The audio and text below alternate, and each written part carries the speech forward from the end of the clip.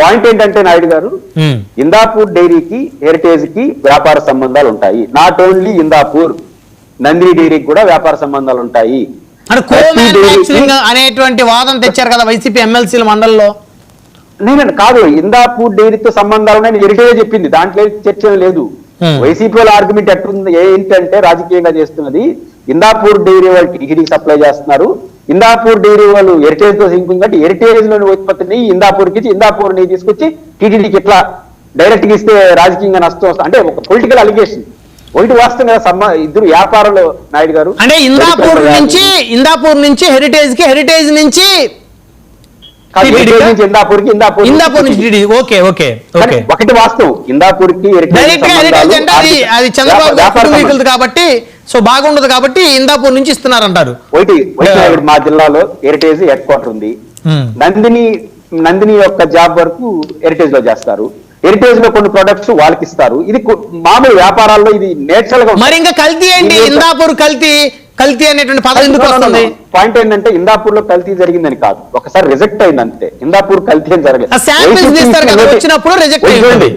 నాయుడు గారు వైట్ చూడండి, దాంట్లో నోటీసులు ఏమని ఇచ్చారు, ఇందాపూర్ కి హెరిటేజ్ సంబంధాల గురించి చర్చించారు. ఇందాపూర్ తప్పు చేసింది, హెరిటేజ్ తప్పు చేసిందని కాదు. అంటే ఇందాపూర్ వీళ్ళు ఒక పొలిటికల్ ఎత్తుగడేయారు, వాళ్ళు రివర్స్ చేస్తున్నారు. సమస్య అది. ఇక్కడ జగన్ గారికి ఎంత సంబంధం ఉందో వీళ్ళకి అంతే సంబంధం, ఏ సంబంధాలు ఎవరికి లేవు.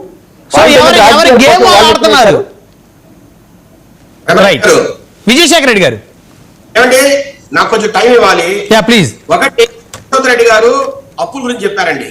నా దగ్గర ఉన్న డేటా ఏంటంటే యాజ్ ఆఫ్ 2014 విభజిత ఆంధ్రప్రదేశ్ కు వచ్చిన అప్పు 1,08,000 కోట్లు ఆంధ్రప్రదేశ్ కు. మార్చి 31, 2010 నాటికి అది 2.57 lakhs అయిందండి.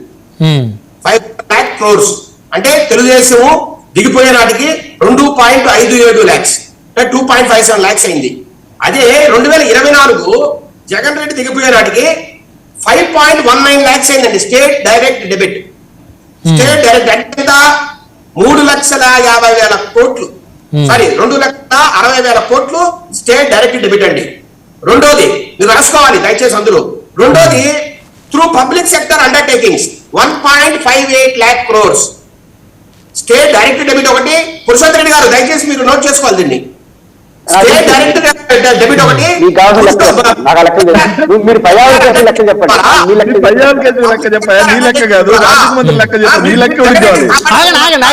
సార్ చెప్పండి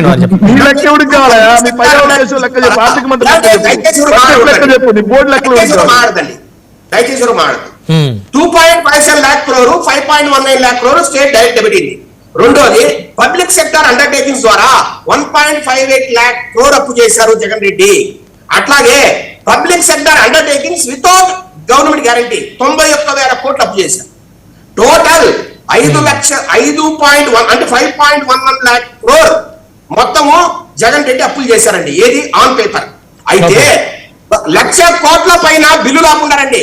కాంట్రాక్టర్లకు వివిధ గవర్నమెంట్ ఏజెన్సీల ద్వారా చేసిన ఏజెన్సీలు వర్క్లు ఏవైతే ఉన్నాయో ఈ రోజు 1,30,000 కోట్ల బిల్లులు పెండింగ్ ఉన్నాయండి గవర్నమెంట్ లో. ఎవరికి ఇస్తారు? అంటే మీరు పనులు చేయించుకుంటారు, గుడ్లు సరఫరా చేయిస్తారు, చిక్కీలు సరఫరా చేయిస్తారు, బిల్డింగ్లు కట్టుకుంటారు, రోడ్లు కట్టుకుంటారు, కానీ వాళ్ళ బిల్లులు కూడా రాజ్యాంగం ప్రకారం ఎన్నికైన ఒక ముఖ్యమంత్రికి మినిమం అర్హత జ్ఞానం లేదా? వాళ్ళు బిల్లులు చెల్లించారు. సరే, వాళ్ళు బిల్లులు చెల్లించలేదు. ఇప్పుడు కూడా గత గవర్నమెంట్ లో బిల్లులు రాని వాళ్ళు చాలా మంది ఈ గవర్నమెంట్ లో ఇబ్బంది పడుతూ ఉన్నారు. నేను కూడా కాంట్రాక్టర్, నేను కూడా బాధితుండే. ఇట్లాగా ఆయన చేసిన మొత్తము అప్పు 9 లక్షల కోట్లు. ఏది బిల్లులతో కలిపి చెప్తారా మీరు? పురుషోత్తమ రెడ్డి గారితో నేను ఎక్కడైనా డిబేట్ రెడీ.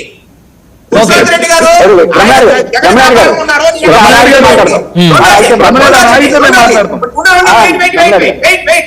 మీరు మాట్లాడుతున్నారు ఎప్పుడు మాట్లాడు.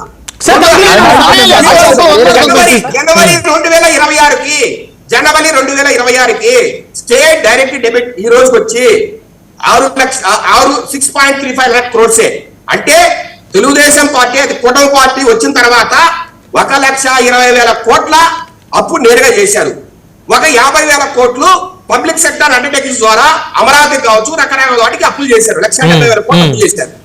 ఇక ఏమంటే వివిధ కార్పొరేషన్స్ అప్పులు తెచ్చుకుంటా ఉంటారు, మళ్ళా కడతా ఉంటారు, అవి వేరే. ఇప్పుడు స్టేట్ డైరెక్ట్ డెబిట్ ఏంటి అది మాట్లాడదాం. Okay, లేదు okay. పబ్లిక్ సెక్రటరీ ద్వారా మీరు వాడి మాట మాట్లాడదాం. Okay, అది శేఖర్ రెడ్డి గారు, రెండో పాయింట్. ఇప్పుడు ఆయన ఏం మాట్లాడారు? వాగ్దానాలు. పోయిన సంవత్సరం ఏమైతే మేము వాగ్దానాల సంబంధంగా సూపర్ సంబంధంగా మేము ఇచ్చామో దానికి ఈ రోజు కూడా కేటాయింపులు జరిగాయి. శేఖర్ రెడ్డి గారు దయచేసి వినండి, మీరు చాలాసేపు మాట్లాడారు, మేము మాట్లాడదాం. కేటాయింపులు జరిగాయి. తల్లికి